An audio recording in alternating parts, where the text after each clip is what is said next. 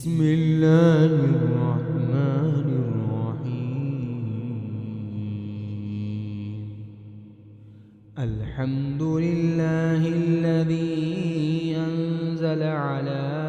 عبده الكتاب ولم يجعل له عوجا قيما لينذر بأسا شديدا من لدنه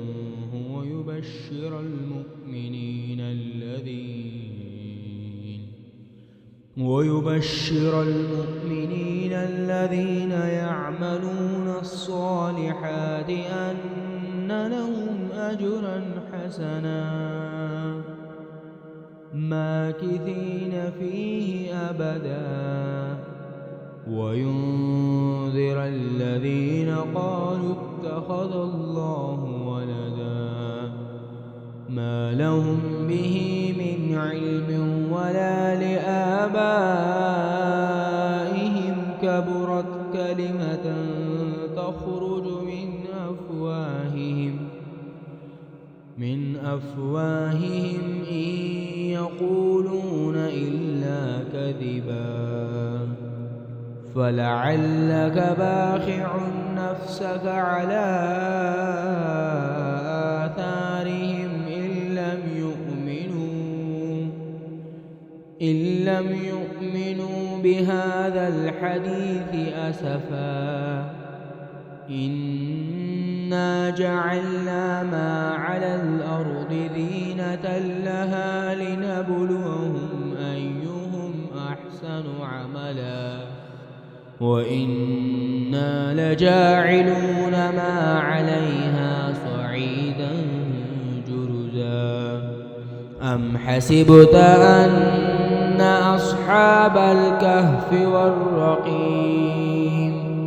كانوا من آياتنا عجبا إذ أوى الفتية إلى الكهف فقالوا ربنا آتنا من لدنك رحمة وهيئ لنا من أمرنا رشدا فضربنا على آذانهم في الكهف سنين عددا ثم بعثناهم لنعلم أي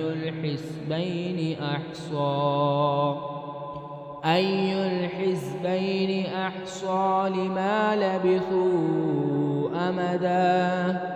نحن نقص عليك نبأهم بالحق إنهم فتية آمنوا بربهم وزدناهم هدى وربطنا على قلوبهم إذ قاموا فقالوا ربنا رب السماوات والأرض لن ندعو من دونه إلها لقد قلنا إذا شططا هؤلاء قوم اتخذوا من دونه آلهة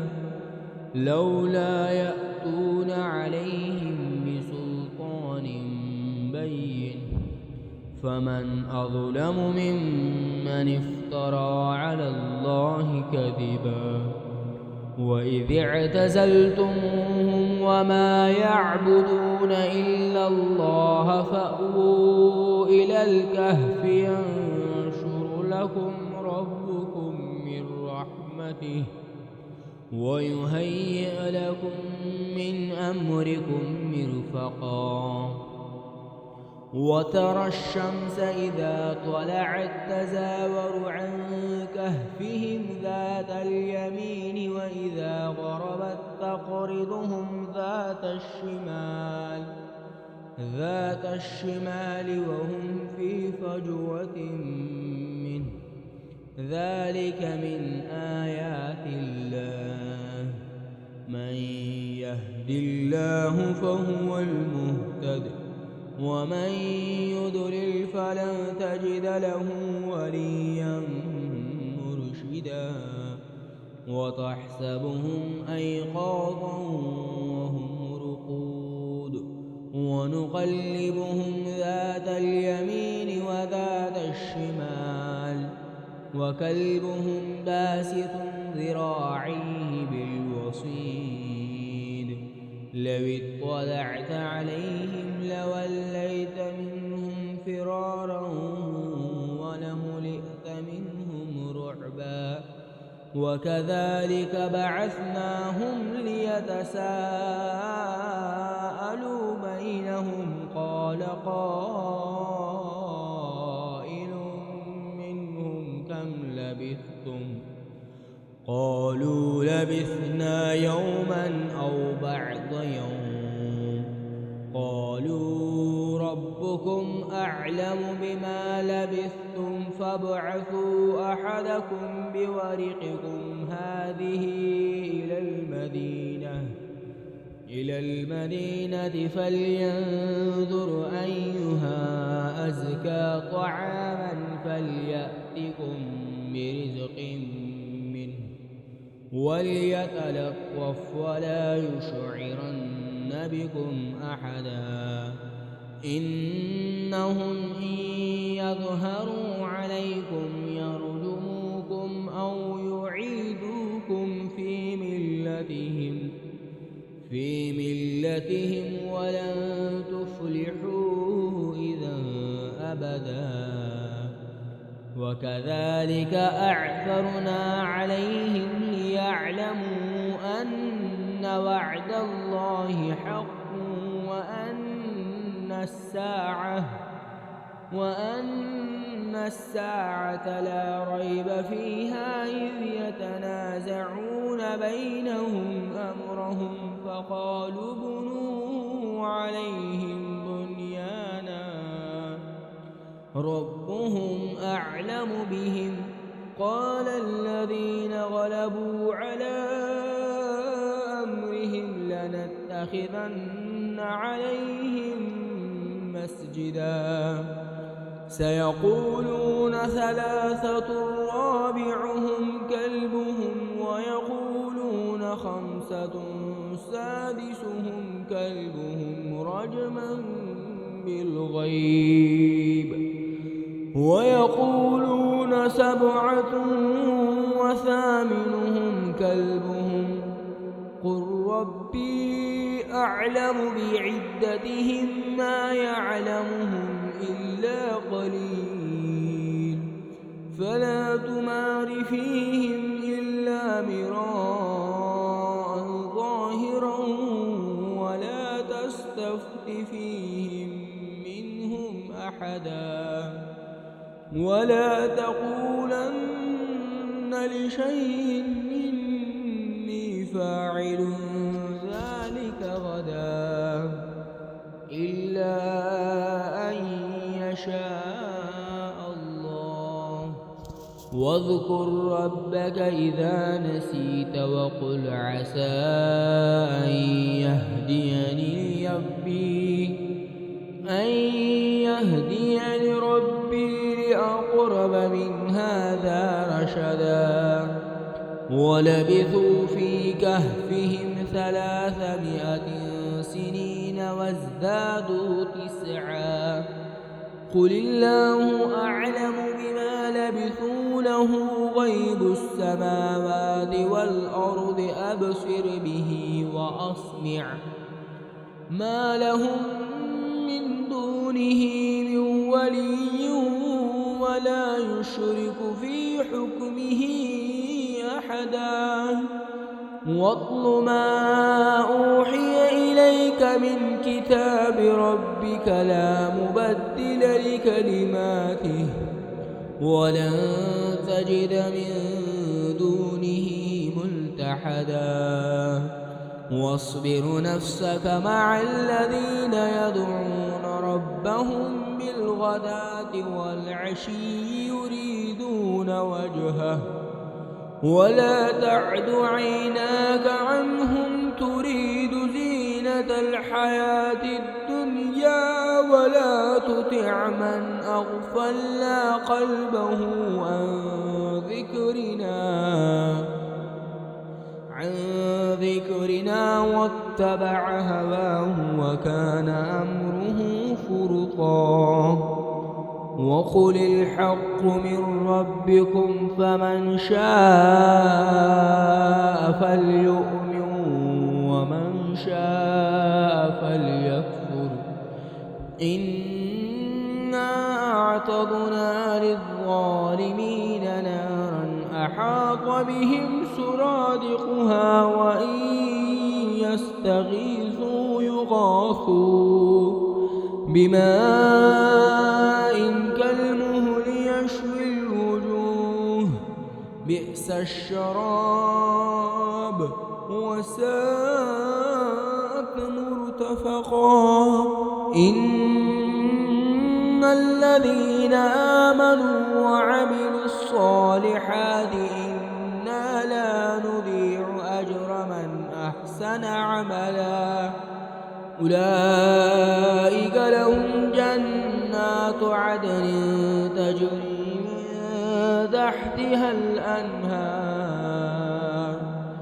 تجري من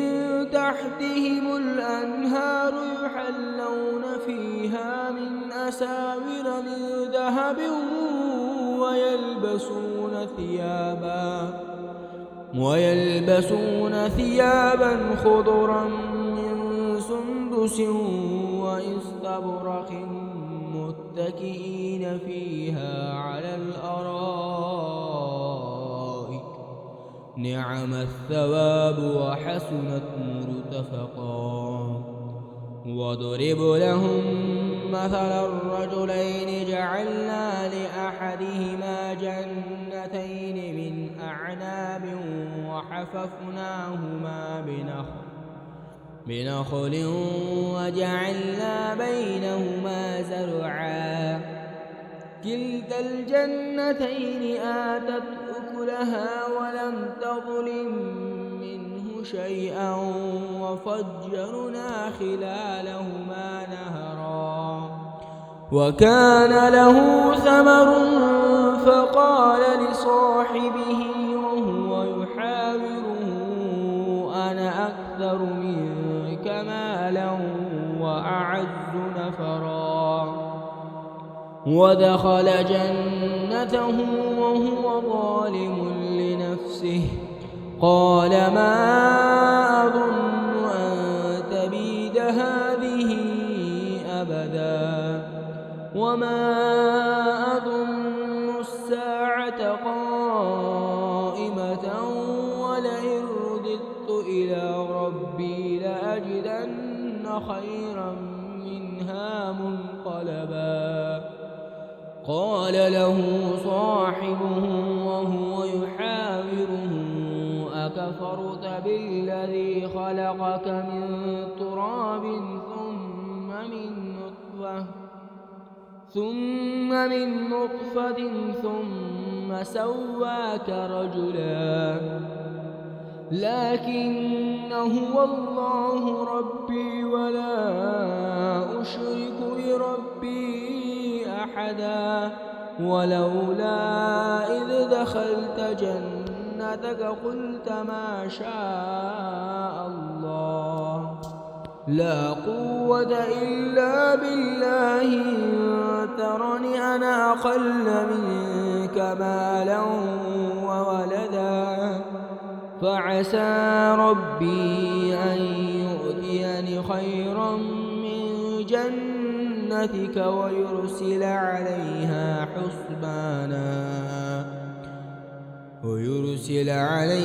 حسبانا من السماء فتصبح صعيدا زلقا أو يصبح ماؤها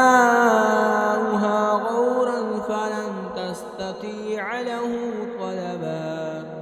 وأحيط بثمره فأصبح يقلب كفيه على ما أنفق فيها وهي خاوية على عروشها ويقول يا ليتني لم أشرك بربي أحدا ولم تكن له فئة ينصرونه من دون الله وما كان منتصرا هنالك الولاية لله الحق هو خير ثوابا وخير عقبا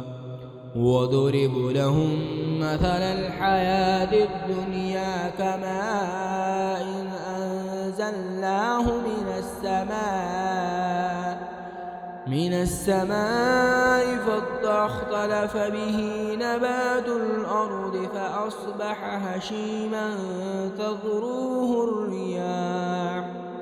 وكان الله على كل شيء مقتدرا المال والبنون زينة الحياة الدنيا والباقيات الصالحات خير عند ربك ثوابا وخير أملا ويوم نسير الجبال وترى الأرض بارزة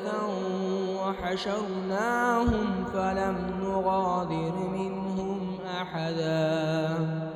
وعرضوا على ربك صفا لقد جئتمونا كما خلقناكم أول مرة بل زعمتم أن لن نجعل لكم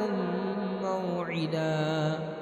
ووضع الكتاب فترى المجرمين مشفقين مما فيه ويقولون يا ويلتنا ما لهذا الكتاب لا يغادر صغيرة ولا كبيرة إلا أحصاها ووجدوا ما عملوا حاضرا ولا يظلم ربك أحدا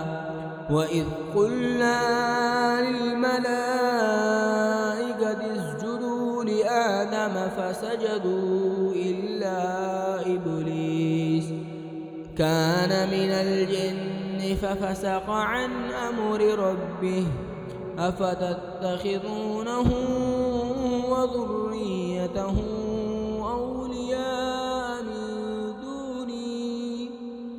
أولياء من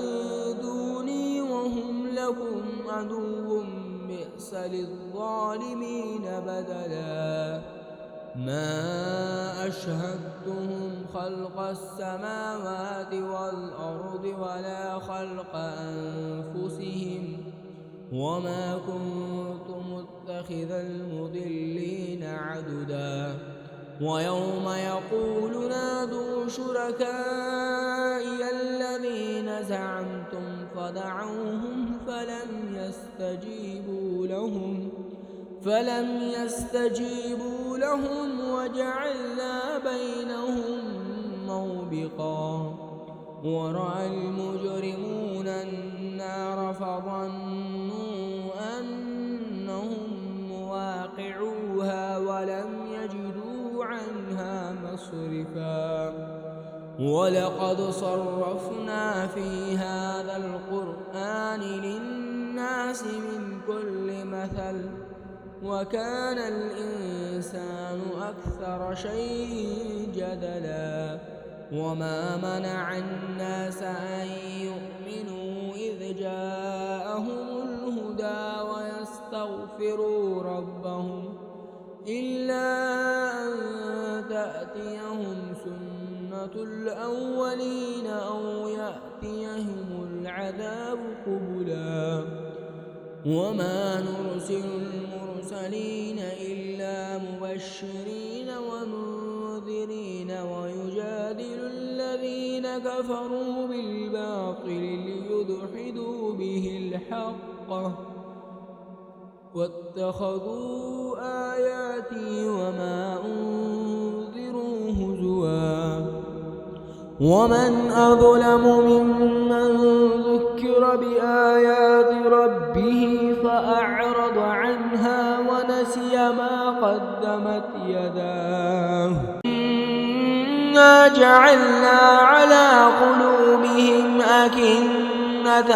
أن يفقهوه وفي آذانهم وقرا وإن تدعهم إلى الهدى فلن يهتدوا إذا أبدا وربك الغفور ذو الرحمة لو يؤاخذهم بما كسبوا لعجل لهم العذاب بل لهم موعد لن يجدوا من دونه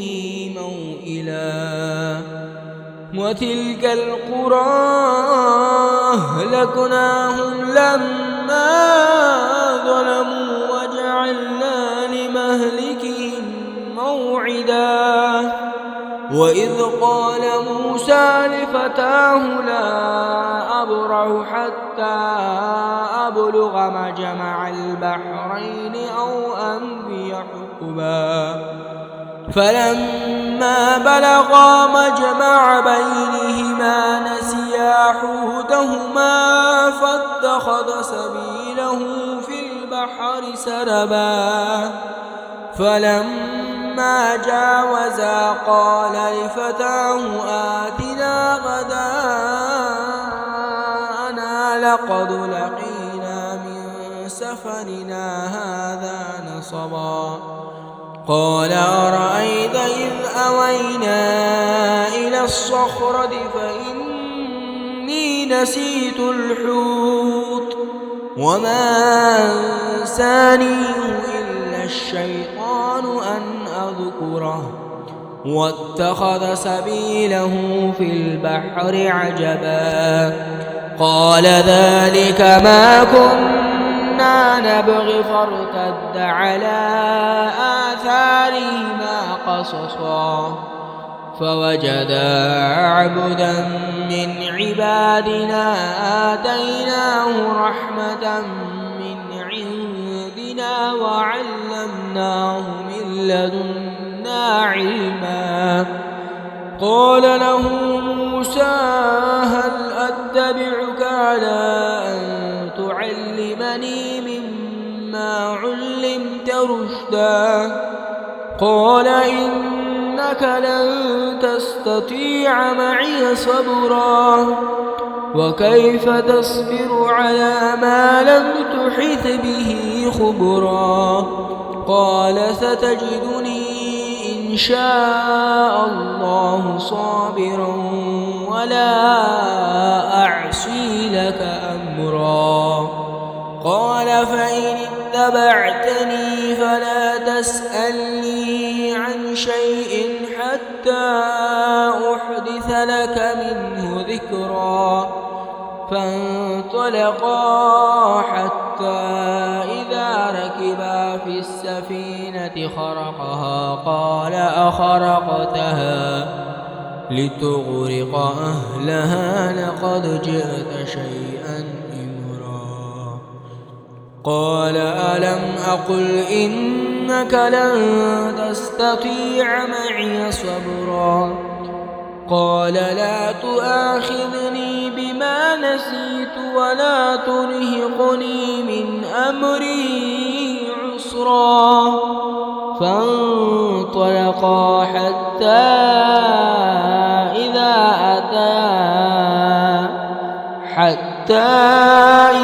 لقيا غلاما فقتله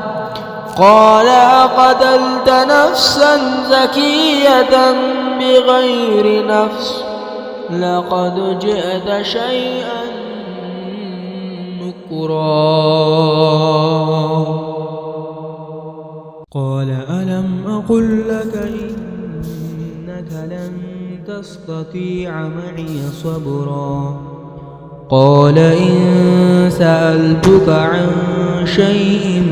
بعدها فلا تصاحبني قد بلغت من لدني عذرا فانطلقا حتى إذا أتيا أهل قرية أهل قرية استطعما أهلها فأبوا أن يضيفوهما فوجدا فيها جدارا يريد أن ينقض فأقامه. قال لو شئت لاتخذت عليه أجرا. قال هذا فراق بيني وبينك سأنبئك بتأويل ما لم تستطع عليه صبرا. أما السفينة فكانت لمساكين يعملون في البحر فأردت أن أعيبها وكان وراءهم ملك يأخذ كل سفينة غصبا. وأما الغلام فكان أبواه مؤمنين فخشينا أن يرهقهما طغيانا وكفرا فأردنا أن يبدلهما ربهما خيرا منه زكاة وأقرب رحما.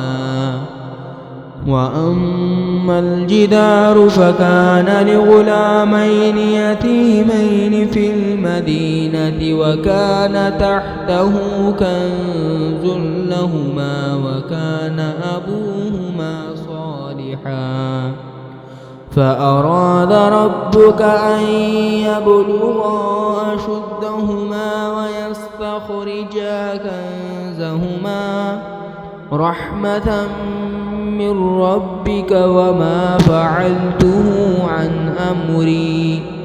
ذلك تأويل ما لم تسطع عليه صبرا. ويسألونك عن ذي القرنين قل سأتلو عليكم منه ذكرا. إنا مكنا له في الأرض وآتيناه من كل شيء سببا فأطبع سببا حتى إذا بلغ مغرب الشمس وجدها تغرب في عين حمئة ووجد عندها قوما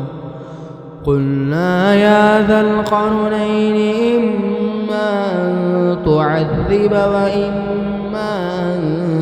تتخذ فيهم حسنا. قال أما من ظلم فسوف نعذبه ثم يرد إلى ربه فيعذبه عذابا نكرا. وأما من آمن وعمل صالحا فله جزاء الحسنى وسنقول له من أمرنا يسرا. ثم أتبع سببا حتى إذا بلغ مطلع الشمس وجدها تطلع على قوم لم نجعل لهم من دونها سترا. كذلك وقد أحطنا بما لديه خبرا. ثم أتبع سببا حتى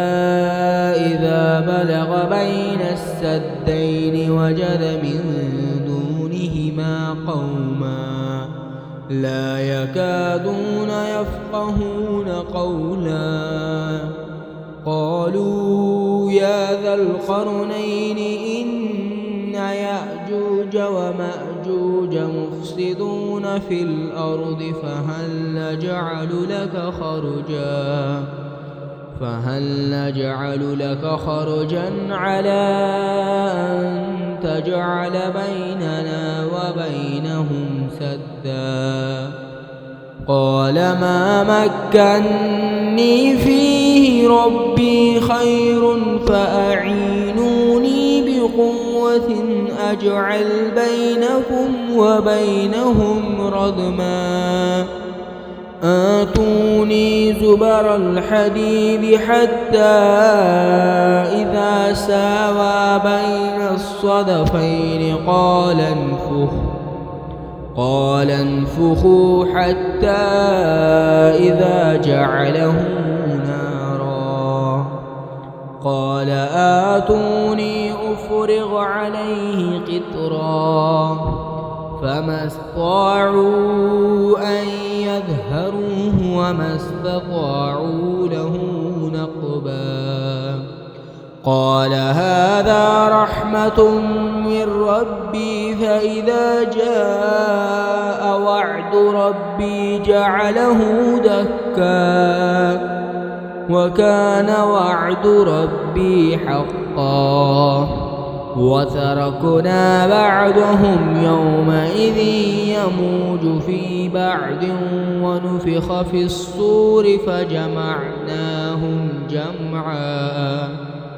وعرضنا جهنم يومئذ للكافرين عرضا الذين كانت أعينهم في غطاء عن ذكري وكانوا لا يستطيعون سمعا أفحسب الذين كفروا أن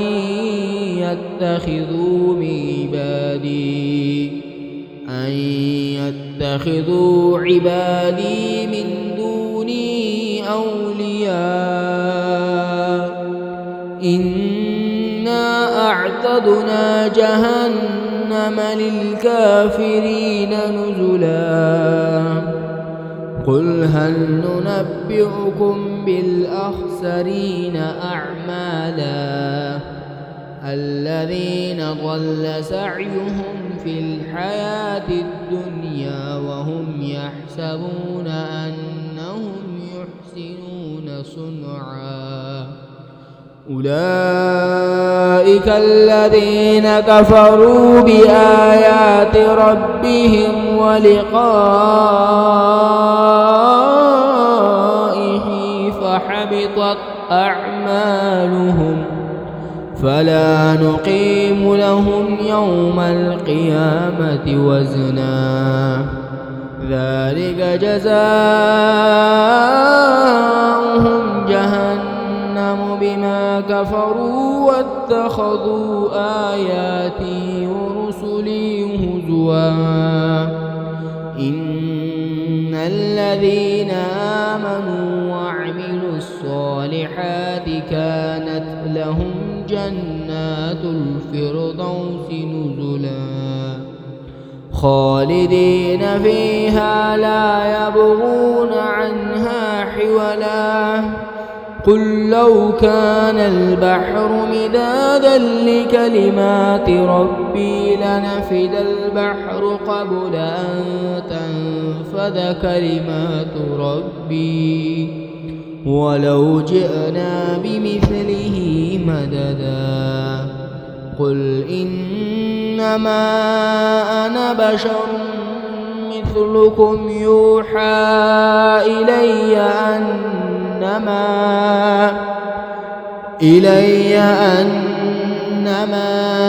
إلهكم إله واحد فمن كان يرجو لقاء ربه فليعمل عملا صالحا ولا يشرك بعبادة ربه أحدا.